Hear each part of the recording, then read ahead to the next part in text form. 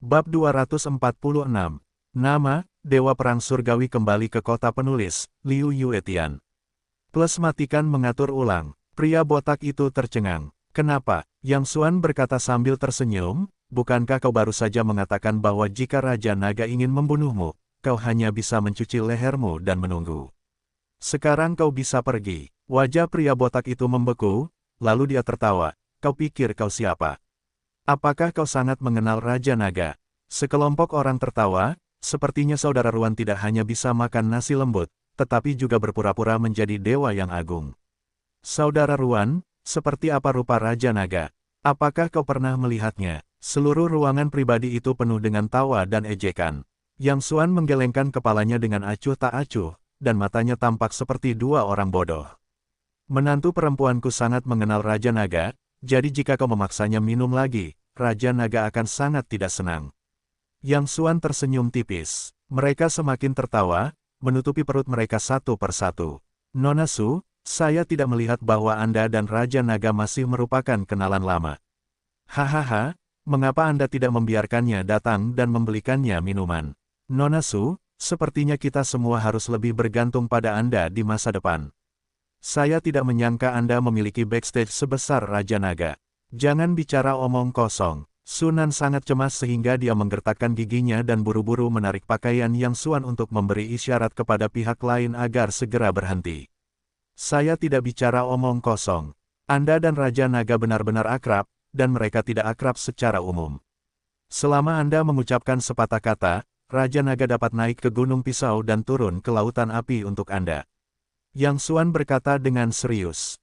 Kata-katanya benar-benar benar. Selama Sunan mengucapkan sepatah kata, Yang Xuan dapat melakukan apa saja untuknya. Saya akan marah jika Anda mengatakannya lagi. Sunan sangat cemas sehingga dia menghentakkan kakinya dan berpikir bahwa Yang Xuan tidak memiliki bakat untuk bercanda. Bisakah orang-orang seperti Raja Naga mengangkat mereka dan menertawakannya secara acak? Nona Su, karena Anda sangat akrab dengan Raja Naga, mengapa Anda tidak meneleponnya sekarang dan memintanya untuk datang minum? Jika Anda bisa, kita akan menandatangani kontrak sekarang. Pria botak itu bermain. Tuan Zeng, jangan dengarkan omong kosongnya. Anda bercanda. Sunan baru saja membuka mulutnya dan berkata dengan nada biasa.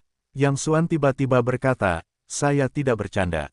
Menantu perempuan saya sangat akrab dengan Raja Naga. Yang Xuan, diamlah. Sunan benar-benar marah. Meskipun dia bercanda, dia seharusnya punya gelar. Jika Yang Xuan terus membuat masalah seperti ini, saya khawatir kerjasamanya akan kacau. Oh, Saudara Ruan, maksudmu Nona Su bisa melakukan apa yang baru saja aku minta? Canda si botak. Yang Xuan menggelengkan kepalanya pelan.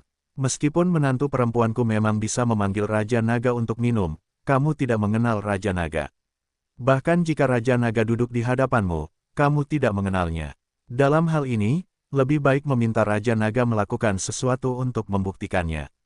Bagaimana cara membuktikannya? Kata si botak. Yang Xuan berpikir sejenak, menunjuk ke jalan utama di luar jendela pendaratan dan berkata dengan lemah, baiklah, biarkan Raja Naga menutup jalan seluruh kota dalam 1 menit.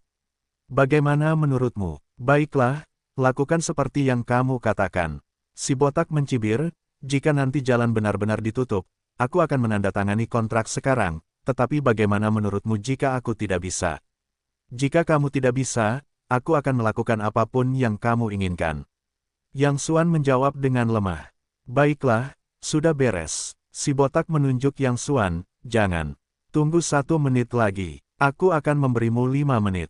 Jika kamu tidak bisa melakukannya, kamu akan menjilati toilet di kamar mandi. Zeng Zong, jangan dengarkan omong kosongnya. Dia bercanda. Suara Sunan berubah karena cemas. Yang Xuan adalah seorang pengemudi mobil daring. Di mana Anda mengenal Raja Naga? Atau saya akan mengeringkan gelas anggur ini. Apa yang saya katakan tadi adalah lelucon. Sunan mengambil gelasnya. Meskipun dia sangat marah dengan Yang Xuan sekarang, dia tidak tega melihat Yang Xuan menjilati toilet nanti. Tidak, kata-kata seorang pria sejati tidak dapat ditarik kembali. Apa yang saya katakan, Zeng, tidak akan pernah ditarik kembali. Pria botak itu gigih. Dia telah lama mendambakan kecantikan Sunan. Dia telah melakukan beberapa tes secara terbuka dan diam-diam sebelumnya. Tetapi Sunan sama sekali tidak tergerak. Kemudian, dia mengetahui bahwa Sunan memiliki seorang suami di rumah. Dia acuh tak acuh terhadap dirinya sendiri karena pria itu. Jadi pria botak itu selalu menganggap Yang Xuan sebagai musuhnya. Sekarang dia harus mengambil kesempatan ini untuk mempermalukan pecundang itu dan membiarkan Sunan melihat dengan saksama betapa buruknya suaminya yang pecundang itu. Menantu perempuan, aku telah mengirim pesan kepadamu kepada Raja Naga. Dia segera memerintahkan jalan ditutup. Yang Xuan menoleh dan tersenyum pada Sunan. Sudah cukup. Sunan akhirnya tidak bisa menahan diri untuk tidak memarahi Yang Xuan.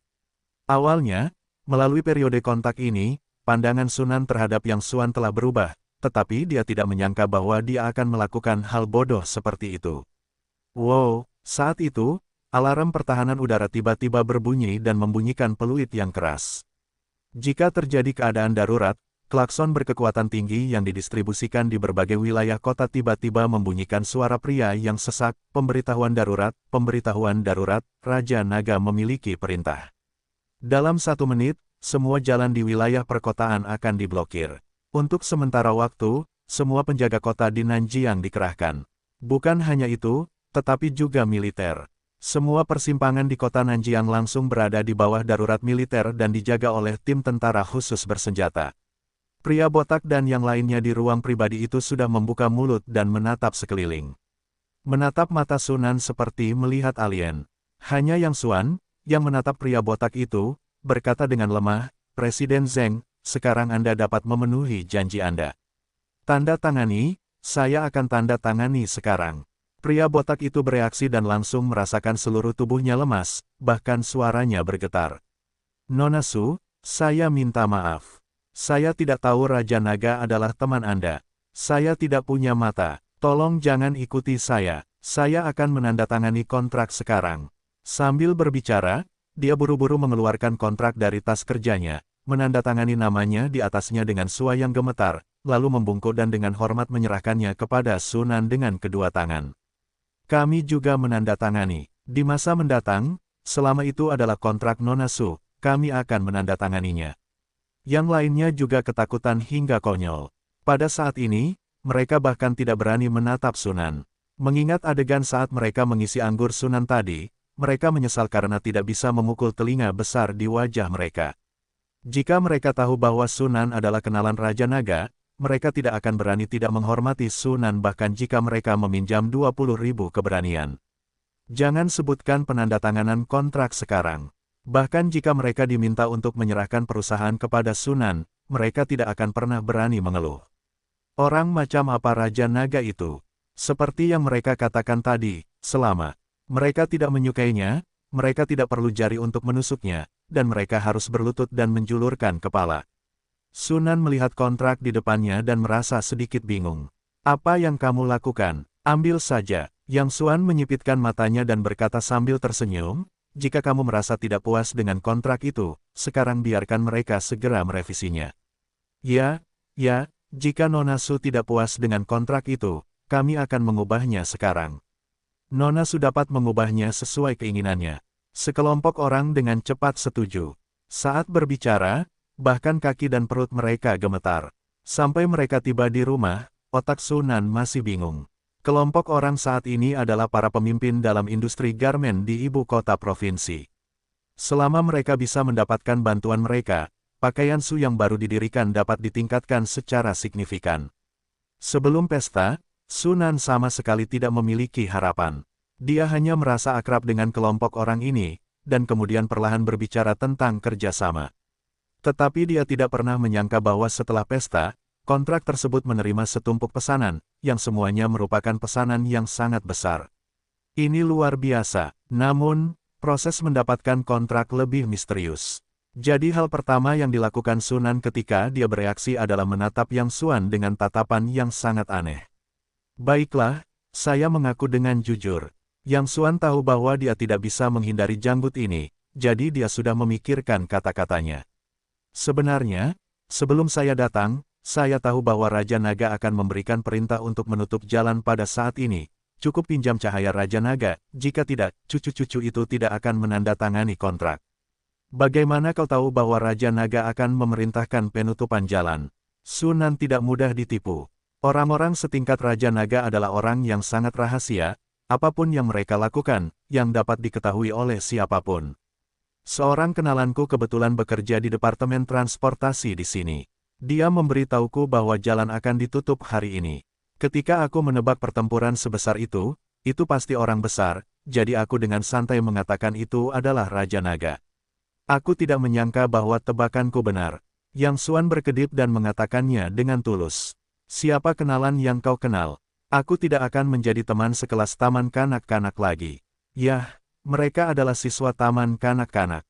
Sunan berkeringat, aku benar-benar ingin tahu dari taman kanak-kanak mana kau lulus.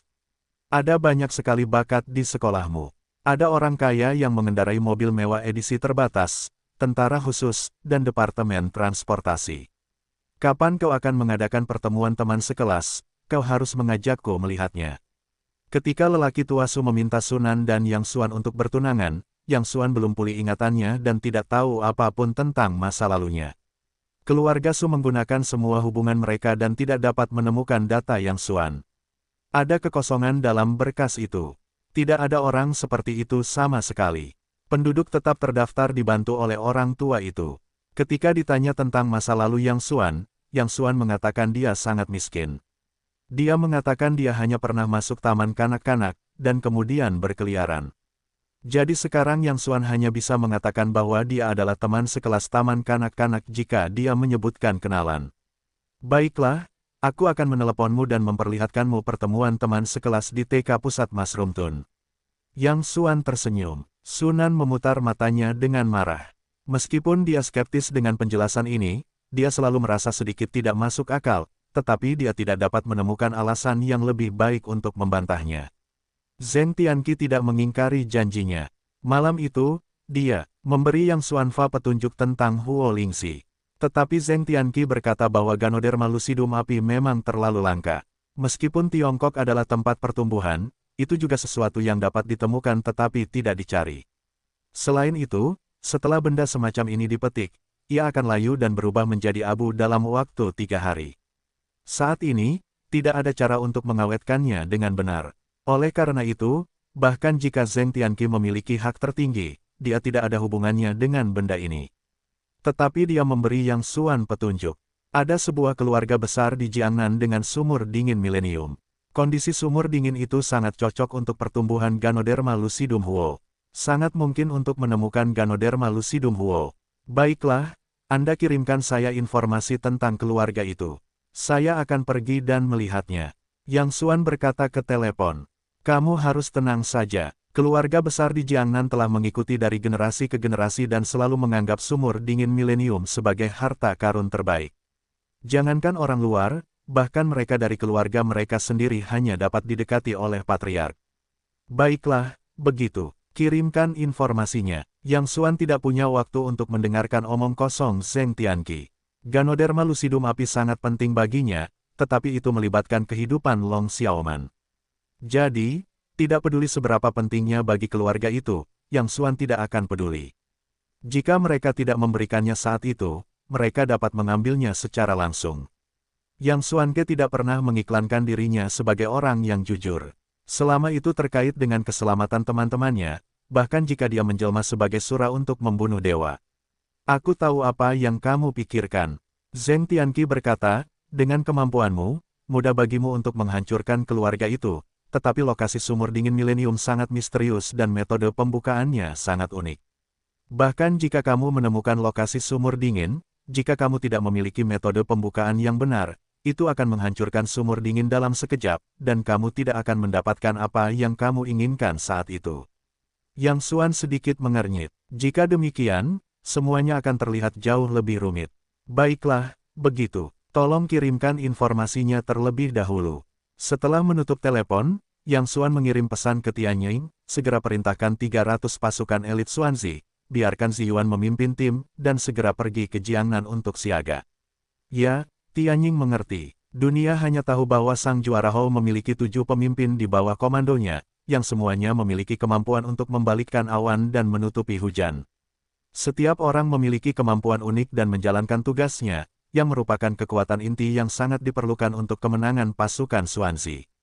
Namun selain dari internal mereka sendiri, hanya sedikit orang yang tahu bahwa ketujuh pemimpin itu semuanya adalah wanita, dan mereka adalah wanita muda dengan kecantikan alami. Ketujuh orang ini memiliki kepribadian dan gaya yang berbeda. Ziyuan adalah yang paling dingin dari ketujuh orang itu, dengan sepasang mata yang menakjubkan. Namun, dia memiliki karakteristik yang sangat tidak sesuai dengan penampilannya yang anggun, haus darah. Di antara ketujuh pemimpin pasukan Xuanzi, beberapa bertanggung jawab atas intelijen, beberapa bertanggung jawab atas strategi, beberapa bertanggung jawab untuk menyerbu garis depan, dan Ziyuan, bunuh. Pasukan Xuanzi telah bertempur dalam pertempuran yang tak terhitung jumlahnya dalam beberapa tahun terakhir, dan tulang-tulang putih menumpuk di bawah kaki mereka. Setidaknya setengah dari mereka tewas di tangan Ziyuan. Layang-layang ungu pertama pasukan Xuanzi, di dunia gelap, jelas merupakan nama yang mewakili darah absolut. Yang Xuan secara khusus memindahkan Ziyuan kali ini karena Huo Lingzi memiliki hubungan dengan kehidupan Long Xiaoman. Dia harus menyelesaikannya dengan tangan yang kuat dan tegas. Pada saat itu, jika keluarga besar di Jiangnan tidak bekerja sama dengan patuh, dia tidak akan memiliki kesabaran untuk berunding dengan orang lain. Di dunia ini, pisau jagal selalu menjadi alat negosiasi terbaik. Zheng Tianqi segera mengirim posisi keluarga besar di selatan Sungai Yangtze. Yang Xuanli segera mengirim lokasi ke Ziyuan dan mengeluarkan perintah, serang area yang ditunjuk segera. Jika melawan, tidak akan ada amnesti. Dia tahu bahwa keluarga-keluarga tua ini sangat sombong. Jika mereka ingin menyerah, mereka harus mengambil tangan besi. Layang-layang ungu diperintahkan. Suara Ziyuan yang sangat dingin datang dari ujung telepon yang lain. Semenit kemudian, Zheng Tianqi kemudian mengirim detail keluarga besar. Yang Xuangang melirik informasi itu, pergelangan tangannya gemetar, wajahnya tiba-tiba berubah, dan dengan cepat memberi perintah kepada Ziyuan, hentikan aksi. Statistik menunjukkan bahwa keluarga besar di selatan Sungai Yangtze ini bermarga Xiao. Nama Xiao Ziyi tertulis jelas di daftar keluarga Xiao yang disediakan. Xiao Ziyi, nona kedua dari keluarga Xiao di Jiangnan. Sepertinya ini hanya kebetulan. Dalam benak Yang Xuan, dia tidak bisa tidak menunjukkan sedikit pun hubungan yang dia jalin dengan Xiao Ziyi, sosok seperti peri dengan pikiran paling cerdas. Menantu perempuan, saya punya teman sekelas TK di Jiangnan yang akan menikah besok. Saya biasa tinggal di sana selama beberapa hari dan kembali. Yang Xuan berbicara tentang teman-teman sekelas teknya lagi. Ada begitu banyak siswa di tekmu. Oke, saya akan mentransfer 5.000 yuan. Pergi dan bersenang-senanglah selama beberapa hari. Sunan adalah wanita yang berpikiran terbuka dan tidak terlalu peduli. Dia langsung mentransfer 5.000 yuan kepada Yang Xuan.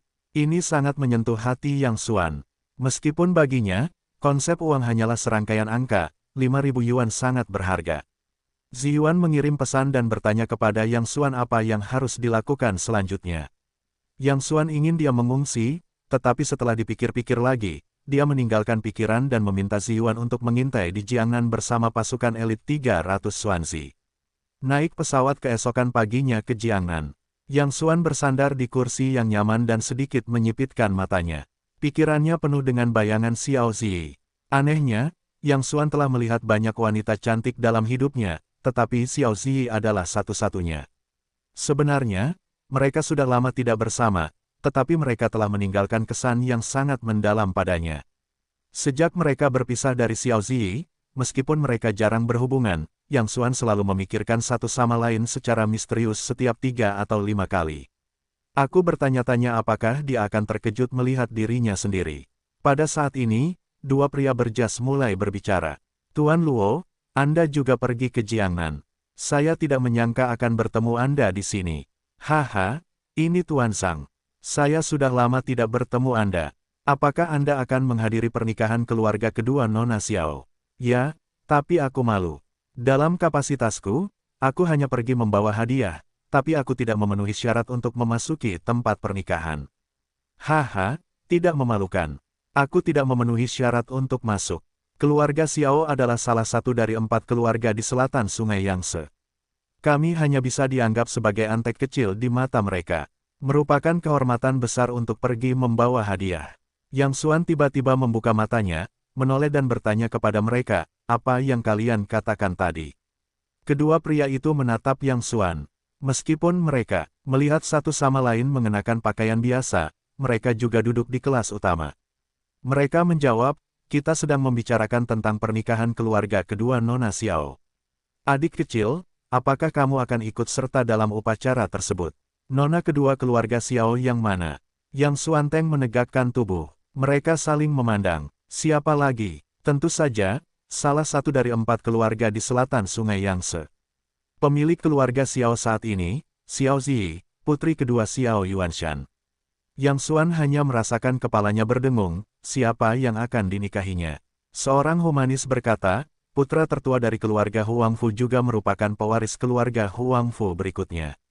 Saya khawatir hanya orang-orang dengan status ini yang memenuhi syarat untuk menikahi orang seperti nona kedua dari keluarga Xiao. Kentut, Yang Xuan tidak tahu mengapa. Tiba-tiba dia merasakan api yang tidak diketahui. Bagaimana dia bisa menikah? Itu pasti berita palsu. Saya katakan bagaimana Anda mengutuk. Mereka langsung tidak senang. Seluruh komunitas bisnis tahu ini. Bahkan beberapa keluarga besar mengirim perwakilan untuk berpartisipasi dalam pembayaran uang muka. Percaya atau tidak, Yang Xuan merasa bahwa dia dalam kekacauan yang mengerikan. Meskipun Xiao Zi menikah, dia tidak ada hubungannya dengannya. Namun, hatinya merasa tidak nyaman, dan ada perasaan kehilangan yang sangat dalam. Apa yang kulakukan? Setelah menarik napas dalam-dalam beberapa kali, Yang Xuan menjadi tenang dan tidak dapat menahan diri untuk menggelengkan kepalanya dan tersenyum pahit. Xiao Zi dan dia hanya dapat dianggap sebagai teman biasa, bukan orangnya. Apa masalahnya ketika mereka menikah? Namun, bahkan jika dia menikah, setidaknya kirimkan pesan untuk dirinya sendiri. Mungkin dia tidak begitu penting di hati orang lain. Saya khawatir dia telah melupakan dirinya sendiri sejak lama. Yang Xuan sangat rewel sehingga pesawat segera mendarat di Bandara Jiangnan. Jiangnan adalah kota air dengan orang-orang yang luar biasa. Dikatakan bahwa ada bau asap dan air di tanah Jiangnan. Begitu dia turun dari pesawat, Yang Xuan merasakan udara segar datang ke wajahnya. Saya khawatir hanya di tempat ini wanita aneh seperti Xiao Zi dapat tumbuh. Meskipun dia datang tanpa diundang, dia harus memberikan hadiah ketika dia menikah. Dilihat dari karakter Xiao Zi dan latar belakangnya, hal-hal seperti manik-manik emas dan batu giok hanyalah vulgar. Apa yang harus kuberikan padanya? Yang Xuan berpikir dan tiba-tiba teringat sebuah ide. Mengeluarkan ponselnya dan menghubungi nomor khusus. Tolong beritahu Raja Naga. Terdengar suara pria kuat di ujung telepon. Yang Xuan sekarang memiliki identitas, Raja Naga, salah satu dari 8 Raja Perang Tiongkok. Ini tidak hanya memberinya nama palsu, tetapi setiap Raja Perang memiliki istananya sendiri. Aula eksklusif Yang Xuan disebut Aula Raja Naga. Di dalamnya, ada sekelompok utusan Raja Naga yang berkumpul dengan semua jenis orang yang cakap. Mereka bersiaga secara bergiliran 24 jam untuk melayani Yang Xuan. Segera kirimkan surat ucapan selamat atas nama Raja Naga ke pesta pernikahan keluarga Xiao dan keluarga Huangfu di Jiangnan. Yang Xuan berkata dengan lemah. Baik, bawahanku akan segera melakukannya. Setelah memberi perintah, Yang Xuan naik taksi dan langsung menuju ke tempat pernikahan. Pernikahan antara keluarga Xiao dan keluarga Huangfu adalah peristiwa yang menggemparkan di Jiangnan. Bahkan anak berusia 3 tahun pun mengetahuinya. Jadi tidak sulit untuk mencari tahu di mana mereka menggelar pernikahan. Paviliun Suiwei, yang terletak di pinggiran kota, adalah rumah bangsawan paling mewah di Jiangnan. Bahkan jika Anda melihat seluruh negeri, tempat ini setidaknya dapat menempati peringkat 5 teratas. Tempat ini biasanya tertutup bagi dunia luar. Selain menyediakan layanan eksklusif untuk 4 keluarga di Jiangnan, tempat ini juga digunakan untuk menerima beberapa orang penting dari luar sesekali. Pernikahan keluarga Xiao dan keluarga Huangfu tentu saja diadakan di sini. Para tamu berkumpul di tempat tersebut. Selain tokoh-tokoh terkemuka setempat di Jiangnan, ada juga tokoh-tokoh besar di berbagai bidang dari tempat lain. Setiap orang terkenal ketika dia melakukannya sendiri. Orang kaya biasa tidak memenuhi syarat untuk masuk bahkan ke ambang pintu. Xiao Zi memiliki mahkota burung phoenix merah terang, kerah yang menetes, ekor ikan emas dan benang emas, yang menguraikan pola-pola indah dan bertatahkan mutiara dan batu permata yang berkilau. Namun, harga gaun pengantin ini adalah angka-angka astronomi yang tidak dapat dibayangkan oleh orang biasa. Hanya beberapa saat sebelum pernikahan, Xiao Zi sedang duduk di ruang ganti, sedikit bedak dan cantik. Tetapi matanya sangat redup, dan tidak ada senyum di wajahnya. Dia duduk di dekat meja rias dan dengan lembut mengusap liontin gigi ungu yang tergantung di pergelangan tangannya. Gadis, di hari yang bahagia ini, apa yang kamu katakan dengan wajah datar?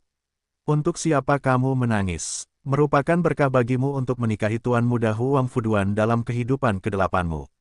Aku memperingatkanmu, jika kamu berani menggantung wajah labu pahit ini di pernikahan nanti, lihat bagaimana aku bisa berurusan denganmu. Seorang wanita dengan pakaian mewah dan riasan tebal memarahi di dekatnya. Xiao Zi menutup mata terhadap kata-kata wanita itu. Dia masih menatap dirinya sendiri di cermin dengan tatapan yang sangat suram. Satu tangan dengan lembut mengusap liontin gigi ungu yang tergantung di pergelangan tangannya. Matanya redup dan sepertinya sedang memikirkan sesuatu. Gadis mati, tidakkah kau mendengarku berbicara padamu lagi? Aku perintahkan kau sekarang untuk segera tersenyum padaku. Suara Deng Min tajam dan jari-jarinya hampir menusuk dahi Xiao Zi. Nyonya, nona muda itu mungkin tidak enak badan. Biarkan dia beristirahat. Seorang wanita muda mungil di dekatnya dengan cepat membuka mulutnya. Dia bukan dari keluarga Xiao. Ketika dia masih sangat muda, dia diadopsi oleh keluarga Xiao dan menjadi pelayan keluarga Xiao. Dia telah bertanggung jawab untuk melayani Xiao Zi selama ini. Dia dianggap sebagai pembantu Xiao Zi. Pop, Deng Min saling menamparkan wajah dan berkata dengan marah, apa yang kau lakukan? Apakah kau punya andil dalam berbicara di sini? Bahkan aku berani membantah. Aku pikir kau gatal. Ayo, seret jalan kecil itu keluar dan patahkan kakimu. Nyonya, jangan. Pelayan kecil itu memohon belas kasihan. Dia tumbuh bersama nona muda kedua. Meskipun dia hanya pelayan pribadi nona muda kedua tidak pernah memperlakukannya sebagai pembantu. Hari ini, dia bisa melihat bahwa nona muda kedua sangat sedih, jadi dia tidak bisa menahan diri untuk tidak berkata lebih banyak sekarang. Dua pengawal yang kuat segera maju dan ingin menyeret pelayan kecil itu keluar. Saya rasa tidak ada di antara kalian yang berani. Xiao Zi akhirnya berbicara. Suaranya tidak keras, tetapi dia tegas dan tidak dapat disangkal. Kedua pengawal itu segera berhenti dan menatap Deng Min dengan nada bertanya. Mengapa? Apakah kamu ingin memberontak? Sebagai istri pemimpin keluarga Xiao, saya tidak punya hak untuk mematahkan kaki seorang pelayan. Xiao Zi, dengarkan aku dengan jelas. Yang lain sudah terbiasa denganmu. Aku tidak memakan set ini. Bagaimanapun, aku juga ibumu. Deng Min berkata dengan marah. Xiao Zi saling menatap. Suaranya masih tenang, tetapi dia mengulangi dengan samar, saya lihat siapa yang berani menyentuhnya. Kau, Deng Min, sangat marah hingga harus melambaikan tangannya untuk membiarkan kedua pengawal itu kembali. Dia bukanlah ibu kandung Xiao Zi. Saat Xiao Zi masih sangat muda, ibu kandungnya meninggal. Wanita ini kemudian menikah. Xiao Zi tidak begitu menyukai wanita ini sejak dia masih kecil. Dia merasa bahwa pria ini memiliki pikiran yang buruk dan terlalu jauh di kota. Deng Min juga tidak menyukai Xiao Zi, dan bahkan merasa sedikit takut di dalam hatinya. Tidak peduli dengan cara apapun, gadis itu selalu lembut dan keras, dan dia melihat melalui pikirannya berulang kali dan menghancurkan rencananya. Meskipun mereka tinggal di bawah atap yang sama, mereka seperti orang asing. Mereka tidak pernah berbicara dan tidak pernah menyapa bahkan ketika mereka bertemu. Deng Min membenci Xiao Zi sejak lama, tetapi dia tidak bisa menahannya. Si jalan kecil itu tidak makan dengan baik dan lembut, dan kepalanya sangat bagus. Semua jenis panah terbuka dan tersembunyi tidak berguna. Sebaliknya, dia selalu menderita kerugian setiap saat. Akhirnya saya mendapat kesempatan kali ini. Keluarga Huangfu memiliki momentum perkembangan yang sangat kuat dalam beberapa tahun terakhir, dan kekuatan aslinya pasti menempati peringkat pertama di antara keempat keluarga. Putra tertua dari keluarga Tuan Huangfu, Huangfu Duan, yang juga merupakan penerus keluarga Huangfu berikutnya, mencintai Xiao Zi sejak lama dan melamarnya beberapa kali. Tetapi gadis dalam diri Xiao Zi benar-benar tidak menghargainya dan menolaknya berulang kali. Tetapi dia tidak bisa menahannya kali ini. Keluarga Xiao tiba-tiba jatuh karena suatu alasan dalam beberapa tahun terakhir. Mereka kehilangan beberapa bisnis besar satu demi satu, dan vitalitas mereka sangat rusak. Mereka menjadi yang terlemah dari keempat keluarga. Jika ingin terus mendapatkan pijakan yang kokoh di Jiangnan, Anda harus bergantung pada keluarga Huangfu yang kuat, yang setara dengan dicubit di tenggorokan Anda, dan Anda tidak bisa membiarkan Xiao Zi terus bersikap lancang. Di bawah tekanan kuat dari keluarga Huangfu dan bujukan Xiao Yuanshan yang telaten, Xiao Zi akhirnya menerima pernikahan itu. Jadi Deng Min menjadi tidak bermoral dan mulai membual tentang Xiao Zi, melampiaskan ketidakpuasannya selama bertahun-tahun. Baiklah, Anda bisa terus meregangkan wajah labu pahit Anda. Ketika Anda pergi ke rumah Huangfu di masa depan, Anda juga terus membuat wajah Anda kaku untuk melihat apakah orang-orang di sana terbiasa dengan Anda. Deng Min berkata dengan galak. Pada saat ini, Xiao Yuanshan, yang mengenakan jas dan bertubuh besar, masuk dari luar. Melihat penampilan Xiao Zi yang sedih, dia merasa sedih seperti ditusuk jarum. Di antara semua adik laki-laki keluarga Xiao, yang paling disukai Xiao Yuanshan adalah Xiao Zi. Putri ini sangat bijaksana dan cerdas sejak kecil. Dia tidak pernah membuatnya khawatir. Terlebih lagi, kematian ibu kandung Xiao Zi juga memiliki hubungan langsung dengannya. Dia selalu merasa bersalah tentang Xiao Zi. Dia tahu betul karakter putrinya. Dia tidak terkendali sejak kecil dan tidak pernah melakukan apapun yang tidak disukainya. Xiao Yuanshan selalu berada di bawah kendalinya. Namun kali ini, dia diminta untuk menikah dengan pria yang tidak disukainya atau bahkan dibencinya. Meskipun Xiao Zi tidak menunjukkan banyak hal yang jelas, Xiao Yuanshan tahu betapa sedihnya Xiao Zi saat ini. Gadis, jika kamu kembali sekarang, aku akan memberitahu rumah Huangfu bahwa ini masalah besar bahwa aku tidak ingin kehilangan muka. Ini masalah besar bahwa aku akan dimarahi oleh mereka, bahkan jika aku bertengkar beberapa kali. Xiao Yuanshan patah hati seperti pisau ketika melihat putrinya seperti ini. Omong kosong apa yang kau bicarakan di sini? Deng Min langsung tidak senang, dan berkata dengan suara melengking, pernikahan akan segera dimulai. Ada banyak tamu dari seluruh Tiongkok. Sebagian besar kalangan bisnis di Tiongkok tahu ini. Jika kau membuat pengakuan sekarang, kemana muka keluarga Huangfu akan pergi? Apakah kau pikir mereka hanya memarahimu dan memukulmu? Aku pikir kau orang tua bodoh. Jika kau memukul muka keluarga Huangfu hari ini, seluruh keluarga Xiao kita akan menderita. Kau tidak tahu situasi keluarga Xiao sekarang. Itu sudah seperti cangkang kosong. Jika kau tidak mendapatkan bantuan dari keluarga Huangfu, kau harus runtuh dalam beberapa tahun. Pokoknya, aku tidak peduli. Tidak ada yang ingin menarik kembali hari ini. Ratusan orang di keluarga Xiao sedang menunggu makan malam. Jika kau berani main-main, aku akan segera menelepon saudaraku dan melihat bagaimana dia akan menghadapimu. Xiao Yuanshan terdiam. Dulunya seorang pria yang kuat dengan pemandangan tak terbatas, dia tampaknya telah melalui banyak perubahan saat ini, dengan banyak rambut putih di pelipisnya dan punggung yang tegak. Dia juga banyak membungkuk dalam beberapa tahun terakhir. Deng Min tahu kebenaran ini lebih dari siapapun, tetapi dia benar-benar tidak tega melihat putrinya dianiaya seperti ini. Ayah, tidak masalah. Aku akan menikah cepat atau lambat. Xiao Zi memaksakan senyum pada Xiao Yuanshan. Dia sangat memahami kesulitan ayahnya. Keluarga Xiao telah diwariskan selama ratusan tahun dan tidak boleh jatuh pada generasi ini. Selama bertahun-tahun, ayahnya sangat menyayanginya, apapun yang dia lakukan. Malam itu, ayahku membuka pintunya dan tidak banyak bicara. Dia hanya menundukkan kepalanya dan bertanya apakah dia akan menikah dengan Huangfu Duan. Xiao Zi melihat rambut ayahnya memutih dan punggungnya digendong. Dia jauh lebih tua. Dia memilih untuk berkompromi. Aku telah keras kepala sepanjang hidupku. Sudah waktunya melakukan sesuatu untuk ayahku. Anak perempuan, ayah, aku turut berduka cita. Mata Xiao Yuanshan berkaca-kaca. Beritahukan kepada pemiliknya. Pada saat ini, seorang pria masuk dengan panik dari luar, menelan ludahnya dan berkata, Raja Naga mengirim utusan untuk mengiriminya surat ucapan selamat. Apa? Raja Naga. Mendengar berita itu, semua orang hanya merasakan dengungan di kepala mereka. Raja Naga bahkan mengirim utusan untuk mengirim stiker ucapan selamat.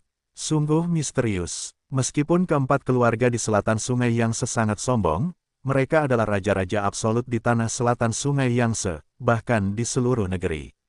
Tetapi dibandingkan dengan orang-orang seperti Raja Naga, mereka bahkan bukan semut kecil. Di aula, orang-orang dari keluarga Huangfu yang juga mendapat berita itu berlutut gemetar di gerbang, menunggu kedatangan utusan Raja Naga. Utusan Raja Naga, yang tinggi dan membawa bintang jenderal di bahunya, tampak agung. Dapatkan perintah dari Raja Naga dan kirimkan surat ucapan selamat atas pernikahan tersebut. Saya berharap pernikahan Anda bahagia selama 100 tahun. Dengan kata sederhana, utusan Raja Naga menyerahkan surat ucapan selamat dengan pola naga emas. Terima kasih, Raja Naga. Terima kasih, Raja Naga. Terima kasih, Raja Naga. Huang Putuan begitu gembira hingga kepalanya terbentur tanah lebih dari selusin kali. Kemudian dia mengambil dasinya dengan tangan gemetar, dan seluruh tubuhnya gemetar karena kegembiraan. Ini adalah ucapan selamat dari Raja Naga. Meskipun ini hanya sebuah pos biasa, nilai dari pos ini jauh dari terukur oleh uang.